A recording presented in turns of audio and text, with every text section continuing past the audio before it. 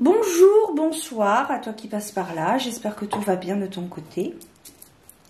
Alors on se retrouve pour une nouvelle vidéo ici sur un tag qui de base a été créé par la chaîne 78 Poiltas et que j'ai découvert sur la chaîne de Katou Tarot. Et donc j'ai décidé de me prêter au jeu de répondre à 22 questions concernant mes tarots. Donc c'est le début d'une série de vidéos, ici sous la forme d'un tag, et puis parfois ce sera des vidéos sous format relativement classique, où je vais te partager du coup toute ma collection finale de mes tarots et de mes oracles et le normand, puisque depuis quelques mois je fais un tri, je me sépare de pas mal de mes jeux, parce que je ne les utilise plus, parce qu'ils ne me correspondent plus. Et donc je débute cette première série avec le tag où je vais répondre donc à 22 questions. Donc je ne sais pas du tout combien de temps la vidéo va durer, je ne pense pas qu'elle va durer 15 minutes, donc installe-toi confortablement. Je vous mentionnerai bien évidemment dans la barre d'informations sous la vidéo les liens respectifs de la chaîne de Katou Tarot et de 78 Poiltas qui a créé ce tag. Plus je vous mettrai les 22 questions si vous souhaitez également vous aussi de votre côté faire ce tag. Voilà. Alors première question qui est donc mon premier jeu de tarot. Alors mon premier jeu de tarot ça a été le tarot de Marseille que je n'ai pas gardé longtemps. Ensuite j'ai eu le tarot de la magie verte que j'ai mis à la vente. Mais voilà, je ne vous le montre pas ici puisqu'il n'est plus dans ma collection actuelle. Donc je vais vous partager le tarot Histoire de sorcière qui est l'un de mes premiers tarots de Deborah Blake et Elisabeth Alba. Voilà, on ne le présente plus, je pense qu'il est, il est connu et reconnu celui-ci. Voilà. Ensuite, le tarot le plus récent, donc mon dernier achat. Alors mon dernier achat regroupe deux tarots. Dans un premier temps, le Visions of Life Tarot de Taroko Studio. Je pense que ce doit être l'un de leurs premiers tarots, leur premier jeu, puisqu'il date de, il a été mis en vente en 2018. Hop. Donc ça c'est le petit livret et vous avez un livret PDF qui est plus complet à télécharger lorsque vous achetez ce tarot. Et donc la particularité, c'est que pour chaque arcane, vous avez un mot-clé uniquement. Pour les arcanes majeures, vous avez le chiffre romain en haut de la carte. Mais pour les mineurs, eh bien, c'est à l'intuition. C'est pour ça que ce n'est pas un tarot que je conseillerais aux débutants. Malgré tout, de façon intuitive, il peut être, je pense, très intéressant à exploiter. Alors après, il y a eu une petite incompréhension, je trouve, entre lorsque vous recevez le jeu, l'ordre des cartes et l'agencement dans le livret PDF. Voilà, il y a eu un petit décalage, mais bon, ça, on va dire que c'est un problème technique, c'est pas le plus important, mais je tenais quand même à le mentionner si jamais vous souhaitez vous le procurer. Voilà pour le Tarot, le Visions of Life. Il est assez, je pense qu'il va être assez complexe si vous débutez dans la lecture, dans l'apprentissage du tarot. Je pense qu'il va être assez complexe à travailler.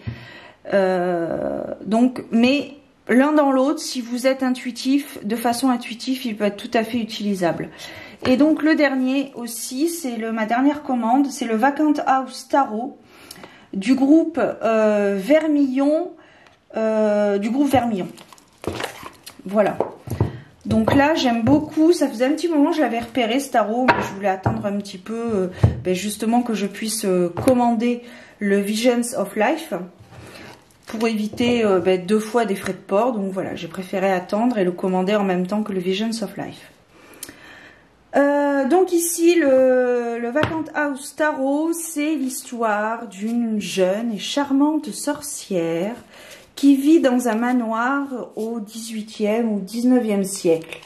Donc voilà, nous avons des illustrations, je trouve, très baroques, gothiques, et assez apaisantes malgré tout. On pourrait penser, enfin c'est mon avis personnel bien évidemment, on pourrait penser que c'est chargé, mais en fait j'ai l'impression que chaque chose est à sa place.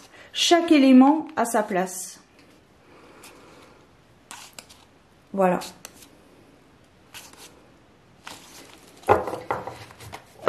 Il n'y a pas d'auteur, c'est vrai que je vous ai cité la maison d'édition, mais il n'y a pas, j'ai pas trouvé d'auteur. Alors on a deux langues, le chinois et l'anglais à l'intérieur, mais voilà. Provient de la collection Vermillon et distribué par le partenaire de Wu Studio. Voilà, dans le livret, il n'y a pas l'histoire du tarot ou quoi que ce soit. Il y a, voilà, vous avez directement les significations. Le dos des cartes, quand même. Voilà. Voilà pour mes deux tarots les plus récents. Et voilà. Ensuite, les meilleures couleurs. Alors, les meilleures couleurs, j'ai sélectionné le Morgan Greer Tarot. Ici, la version mini.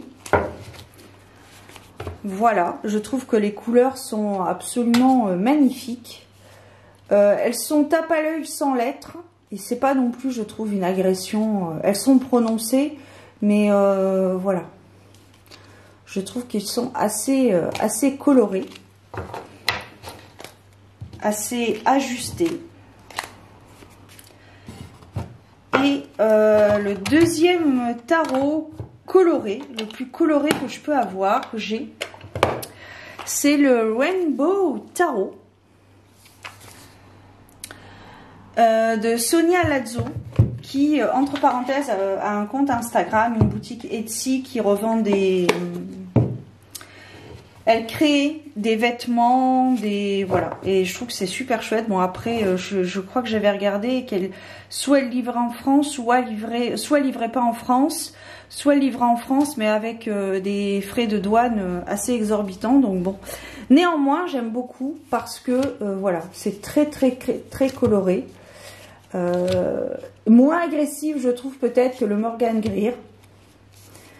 Mais voilà, je trouve que c'est très harmonieux comme couleur. C'est très jovial, comme on dit. Voilà.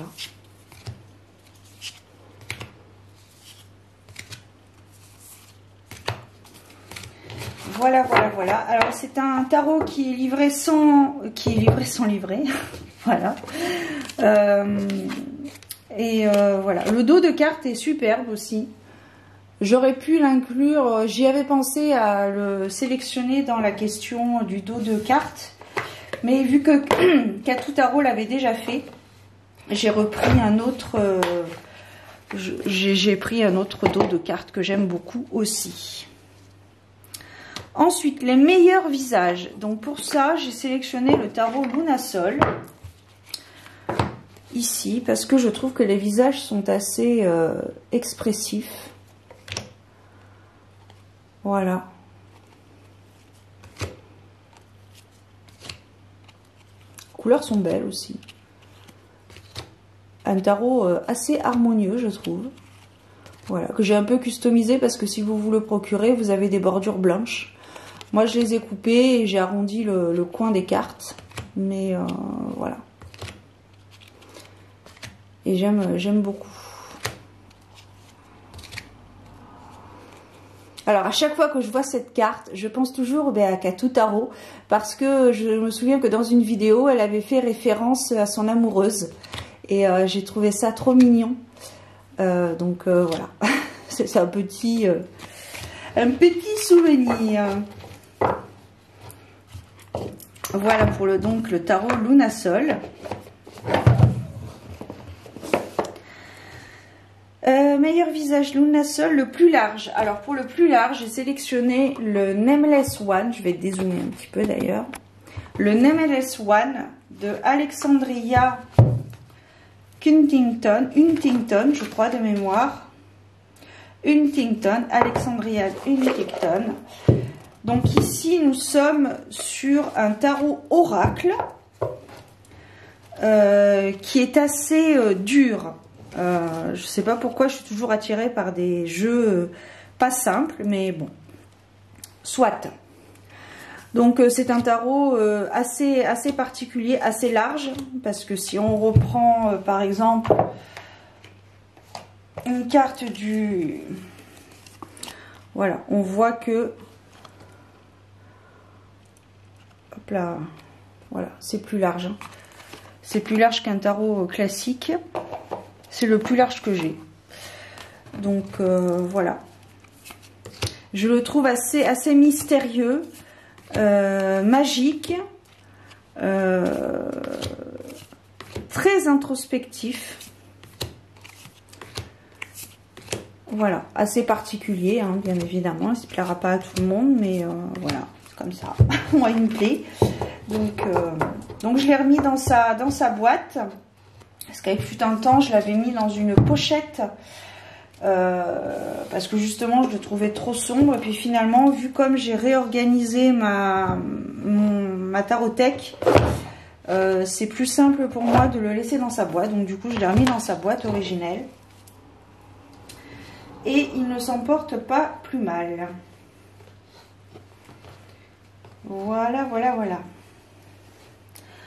Ensuite, les plus petits oracles, les plus petits tarots, pardon. Donc le Morgan Greer, je ne vais pas le ressortir, le Morgan Greer. Et en plus petit encore que le Morgan Greer, c'est le tarot Histoire de sorcière, version mini. Voilà, donc c'est la version que j'ai dans mon sac à main. Voilà, il est dans sa petite poche. Tranquillou biloute. Voilà. Ensuite, les plus petits, c'est fait. Les figures préférées. Alors, j'en ai sélectionné deux. À savoir, donc, le Slavic Legends. Voilà. J'aime beaucoup le coup de crayon, le coup de pinceau, de stylo de la créatrice qui est donc Magdalena Calzan. Donc là par exemple les figures, voilà, au niveau des figures on a d'ici la reine de coupe. Qu'est-ce qu'on a? On a le roi d'épée ici.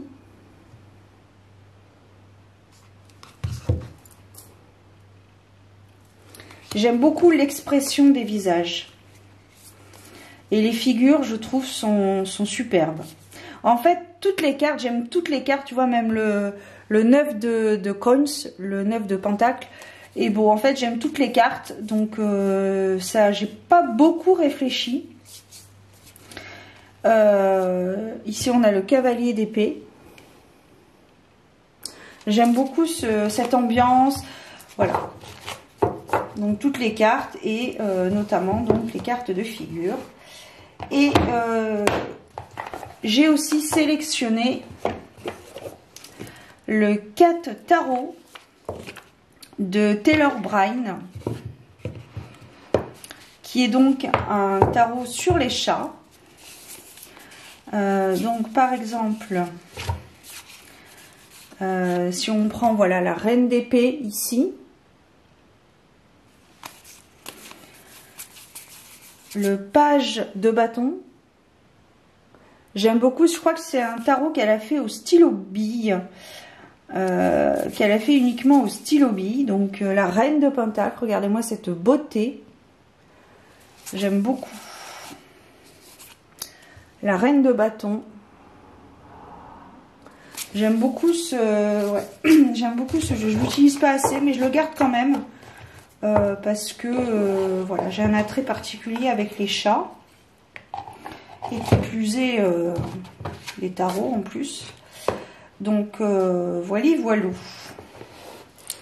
Donc pour les figures préférées, le plus usé. Alors, j'aurais pu vous montrer le tarot Histoire de sorcière parce qu'il est vraiment très abîmé. Enfin, très abîmé. Les cartes, les images se décollent de la carte. Et puis, je l'ai mis en vente. Je ne sais même pas si je vais le vendre parce que Il est utilisable, mais c'est vrai que les cartes sont tellement abîmées qu'on ne peut pas beaucoup l'utiliser. Donc je pense que je ne le vendrai jamais. Mais bon, c'est voilà, peut-être un jour, je sais pas. Mais bon. Sinon, le plus usé, eh bien, c'est le tarot Histoire de sorcière. On a le dos des cartes qui est un petit peu passé. Les tranches également, on voit que c'est abîmé au coin, dans les coins des... Dans le coin, là, voilà, à force de les manipuler. Mais par contre, les illustrations restent au top, quoi. Ça se décolle pas. Voilà, il y a une bonne qualité, de cartes quand même. Voilà. Le plus usé, c'est celui-ci. Voilou. Ensuite, question suivante. Le plus usé, le meilleur jeu ésotérique. Alors, je vais pas ressortir les cartes, mais c'est le Nameless One. Parce que je trouve, comme je disais tout à l'heure, que c'est un tarot oracle qui est assez mystérieux, assez magique. Et le mot ésotérique, quand on va chercher la définition dans le dictionnaire ou sur internet, Google est mon ami, ça nous dit que voilà, l'ésotérique, c'est le fait de transmettre transmettre des messages qui ne sont pas compris par tout le monde. En gros, hein, je résume. Et donc je trouve que le Nameless One remplit totalement cette tâche. Donc voilà. Ensuite, le meilleur jeu ESO, très bien. Le tarot pour travailler, le Shadow Work. Alors ici, j'ai sélectionné le Dark Reflection Tarot. Ici. Voilà. C'est un tarot particulier, dur. On va pas se mentir, c'est pas un tarot doudou deck, loin de là, loin de là. En fait, il reprend l'interprétation négative de chaque arcane du tarot. Mais voilà, comme je te disais, dans sa version négative. Donc autant la famille des épées va être plus ou moins positive, je dis bien plus ou moins, je pèse mes mots bien évidemment, pour ne froisser personne. Mais voilà, regarde le 3 de coupe par exemple, ici le 3 de coupe dans son enveloppe originelle, on est sur une belle célébration de la joie, et là voilà, c'est pas du tout le cas, hein. La lune, là ici c'est l'agressivité, la soumission, le déséquilibre. Voilà, et donc je le trouve très dur mais très intéressant à travailler si on veut travailler nos parts d'ombre un petit peu. Cette as de coupe qui de base est une coupe qui déborde d'eau, c'est magnifique. On a deux cartes supplémentaires ici, deux cartes supplémentaires, une carte ombre et une carte lumière. Ici, la carte de la force où, de base, c'est le personnage qui domine le lion. Et là, nous avons carrément l'inverse. Le lion qui dévore vraiment le personnage. Voilà. Le fou. Ici, le fou qui, de base, regarde droit devant. Alors que là, on dirait qu'il a des remords à regarder toujours dans le passé.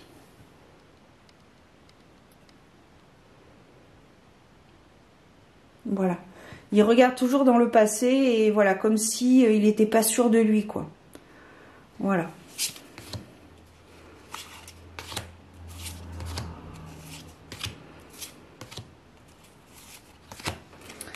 Voilà le Dark Reflection Tarot. Je vais quand même te mentionner l'auteur, quand même, c'est un minimum. On a un beau livret en couleur.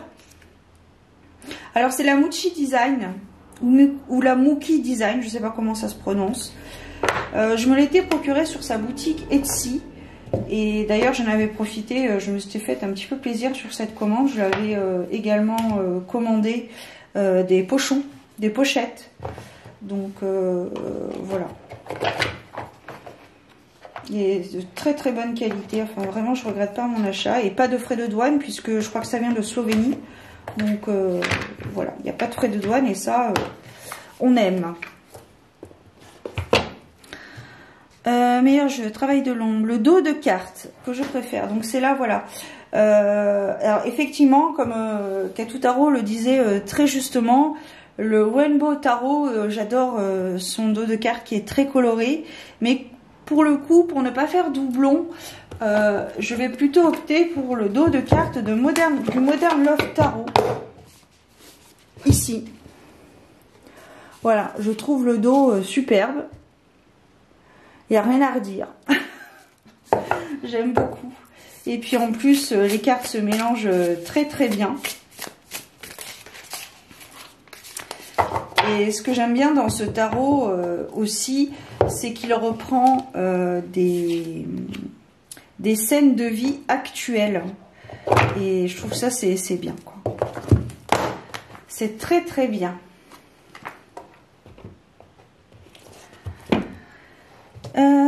Meilleur jeu, travail dos de cartes. Le meilleur carton. Alors le meilleur carton, j'ai sélectionné. J'ai sélectionné le Ham Tarot Deck. C'est le carton que je préfère, c'est le linen. J'aime beaucoup cette alors je sais pas si ça va beaucoup se voir, mais il y a un petit peu de relief sur chacune des cartes. Et voilà. Le linen avec un peu de relief sur les cartes, je trouve que c'est très chouette, c'est très appréciable. Enfin, je trouve que c'est une appréciation assez positive. Par contre, concernant... Ah si, vous voyez, j'arrive en... J'ai jamais réussi à refermer la boîte et là j'y arrive. Bref. Question suivante. Le plus doux et le velouté. Alors, j'aurais pu, si je vais, j'aurais pu, mais je vais. Le Dark Mansion Tarot, comme le Slavique en fait. Le plus doux, c'est, voilà, c'est ici c'est la version, c'est la 3e édition, avec un dos très doux, velouté pêche. Après, le seul petit inconvénient, c'est que, voilà, on a du mal à mélanger les cartes. Enfin, on a du mal, on y arrive, mais voilà, il faut vraiment beaucoup de temps. Et moi, c'est vrai que ça fait quoi? Ça fait 2 ans, je crois, que je l'ai. Et du coup, ça m'embêtait un petit peu de ne pas pouvoir faire les tirages en bonne et due forme comme je le souhaitais. Donc du coup, j'ai acheté la 4e version brillante. Et alors là, ça glisse comme du petit beurre. Mais voilà, ce que j'aime bien, c'est voilà, cette texture douce. Douce comme une peau de pêche. Voilà, mais c'est vrai qu'après, voilà, l'inconvénient de ces jeux comme ça, c'est qu'il faut quand même un certain temps, les manipuler un certain nombre de fois pour pouvoir faire un tirage vraiment en bonne et due forme. Le meilleur son des cartes. Alors, pour ici, j'ai sélectionné le tarot La Sagesse des Anges. Voilà. J'ai sélectionné La Sagesse des Anges pour parce que j'aime bien j'aime bien. Alors c'est pas forcément un détail auquel je prête une attention particulière, avoir le son des cartes. Après voilà, on va pas se mentir, la première fois qu'on voit un jeu, ce qui nous attire, c'est le côté artistique. Hein. Le son des cartes, pour ma part. Après c'est personnel, hein. C'est vrai que bon. Voilà. Si j'achète un tarot, c'est pas à cause du son des cartes, c'est surtout ce qui va m'attirer en premier, c'est l'esthétisme. Donc voilà, les cartes qui chantent un peu et qui se baladent, qui font leur life, qui sont indisciplinées aujourd'hui. Bon, bah, c'est pas grave, je les ramasserai tout à l'heure.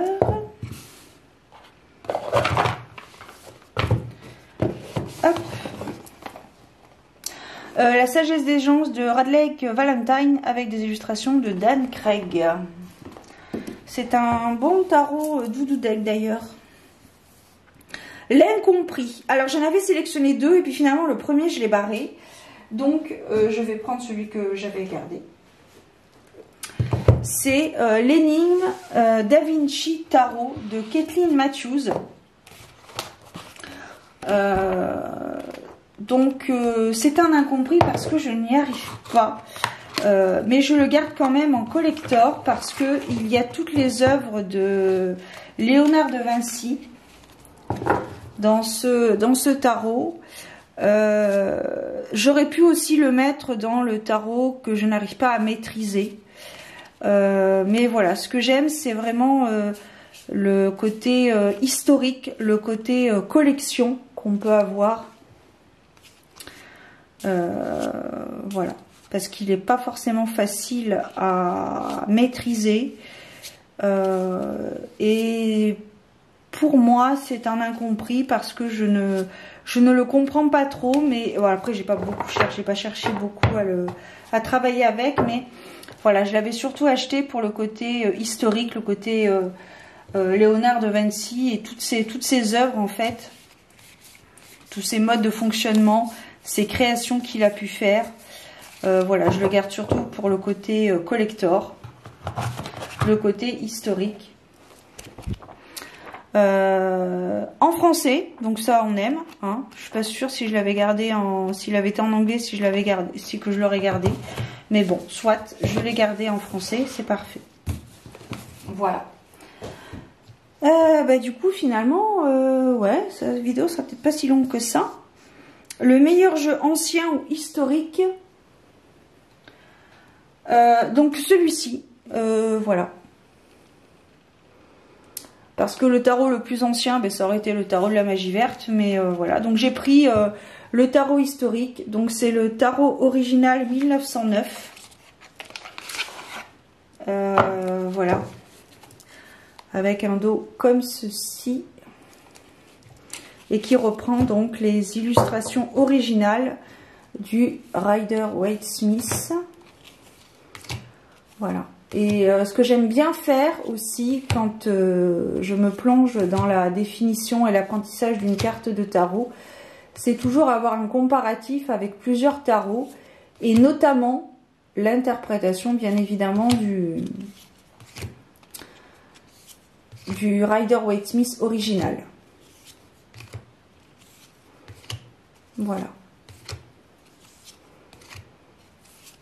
Et c'est vrai que parfois on voit vraiment beaucoup de différences entre l'original, l'interprétation originelle et l'interprétation du tarot que je vais utiliser, qui aura repris son interprétation. Je trouve que c'est intéressant parfois et assez curieux de constater le choix des auteurs. Je vais recharger les batteries et je reviens. Bien, me revoilà donc pour la dernière partie de ce tag. Donc, prochaine question, le tarot le plus surprenant. Donc, j'ai sélectionné le tarot des belles créatures de Jay Rivera avec des illustrations de Jasmine Beckett Griffiths. C'est un tarot que je peux utiliser en lecture de tarot, mais également en lecture d'oracle. Donc, de façon intuitive, je fais un mix en fait des deux. Je fais un mix, une lecture des deux, de façon sur le thème oracle ou tarot. Voilà. Je n'ai rien d'autre à ajouter. Je le trouve surprenant parce que parfois il m'envoie vers à des endroits, des réflexions que je n'avais pas forcément pensé. Il me dirige vers des réflexions assez intéressantes auxquelles je n'avais pas pensé. Voilà. Ensuite, prochaine question. Raconter un achat. Alors, la plupart de mes jeux, je les ai achetés effectivement sur Internet ou alors... si je devais raconter une histoire d'achat, ça aurait été quand je rends visite à Cédric, ça fait un petit moment d'ailleurs que je n'ai pas été le voir, dans ma boutique près de chez moi, une boutique physique, où parfois je trouve des jeux, des pépites. D'ailleurs, je vais vous les montrer.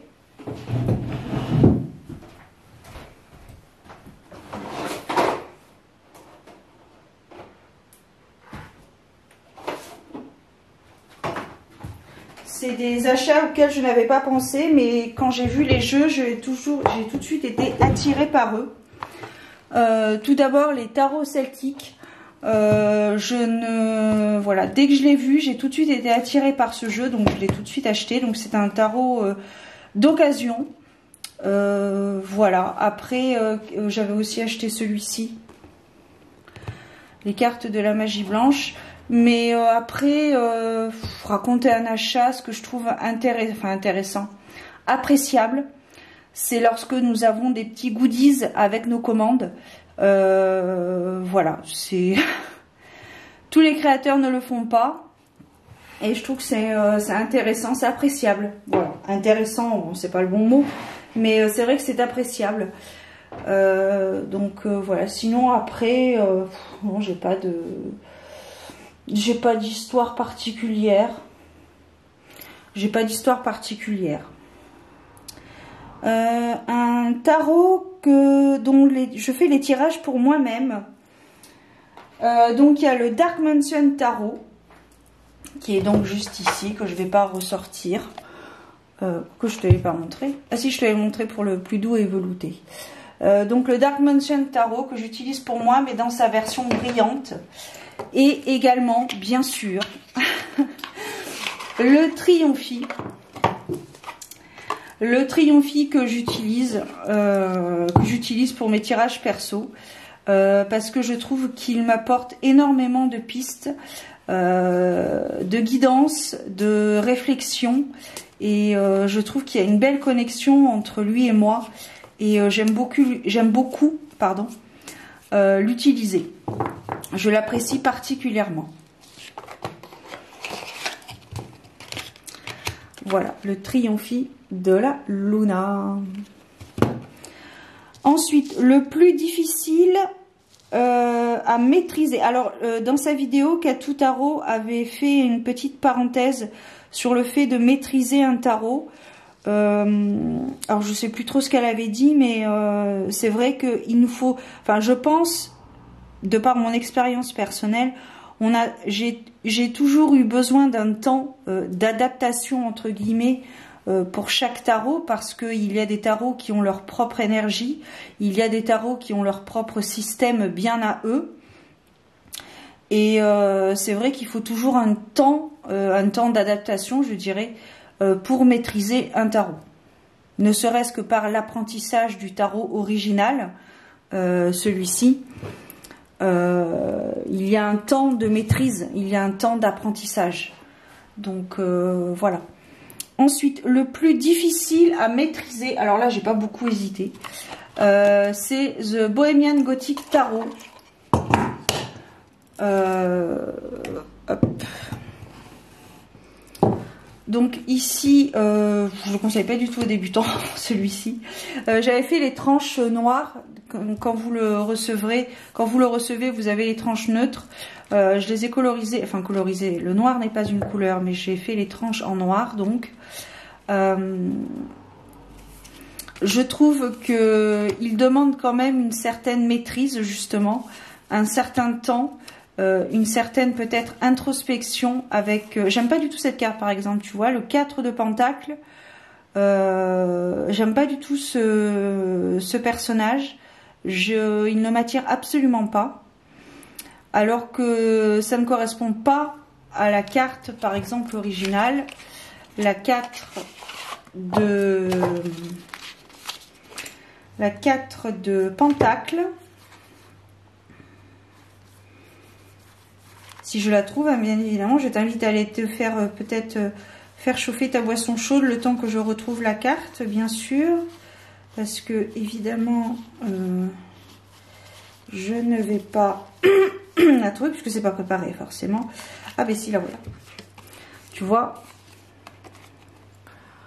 Voilà. L'imagerie ne correspond pas du tout à la carte originale, et ça vaut pour toutes les cartes du Bohemian. Mais voilà, ça a été le choix de l'auteur, qui est d'ailleurs Karen Mahoney et Alex Ukolov.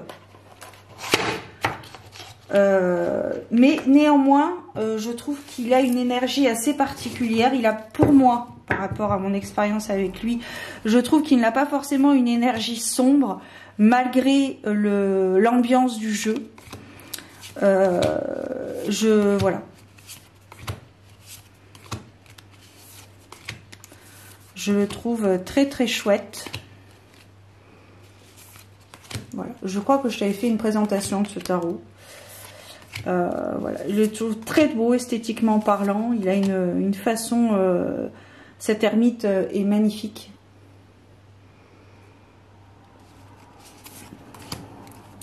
Ce 3 de coupe. On est dans une ambiance assez victorienne. Et ça, j'aime beaucoup. J'aime beaucoup cette ambiance. Et voilà. Donc, pas facile à maîtriser. Il demande du temps. Pas forcément du temps et de l'argent, mais du temps. C'est comme la chanson de Mylène Farmer. Bref, du coup, je vais la remettre à sa place, la boîte. Voilà. On a presque fini. On a fini d'ailleurs. C'est la dernière question. Quel est le meilleur tarot dans mon ensemble, dans l'ensemble? Alors, étant une grande sentimentale, je sélectionne tout de suite. J'ai pas réfléchi, j'ai pas tergiversé. C'est le Edgar Allan Poe tarot, parce que moi, dès que ça touche Edgar Allan Poe, voilà, ça me titille, voilà, ça me titille. Et donc le tarot, alors c'est pas un tarot que je vais utiliser souvent, mais je le garde parce que c'est surtout le livret en fait qui est très intéressant, parce qu'il reprend chaque point de la vie de l'homme ou de l'écrivain pour chacune des cartes. Alors c'est principalement par rapport à ces nouvelles extraordinaires. Tarot de Rose White et Eugene Smith pour les illustrations. Voilà, que ce soit par rapport à son vécu personnel ou alors à son vécu professionnel, même si on sait qu'il n'a été reconnu que sur le tard. Voilà, j'aime beaucoup ce jeu. J'y suis attachée particulièrement. Donc c'est pour moi l'un des plus beaux jeux, voilà, le meilleur. Mais c'est vrai que je ne l'utilise pas. Par contre, si on va vraiment dans le sens quel est le meilleur jeu de tous les temps que j'ai dans ma collection, hop, le voici. Sans aucune hésitation, c'est le Triomphi. Je l'ai découvert il n'y a pas si longtemps que ça. Je crois que c'était l'année dernière ou il y a 2 ans. Je crois que c'était l'année dernière. Je l'avais découvert sur la chaîne de Offline. Et j'avoue que j'ai tout de suite été attirée par cette ambiance. Voilà. Autant le Deviant Moon... Il y a quelques mois, je t'aurais dit un non catégorique, et puis à aujourd'hui, le Deviant Moon, je ne sais pas. Mais étant donné que je ne veux plus m'acheter de tarot, voilà, j'ai assez de tarot comme ça, surtout de Patrick Valenza. J'ai quasiment tous ces jeux. Voilà, je ne trouve plus l'utilité de dépenser mon argent dans les jeux. Voilà, j'ai pas trouvé mon jeu de Baudelaire. Je t'en avais parlé il y a 2 ans, je crois, 2-3 ans.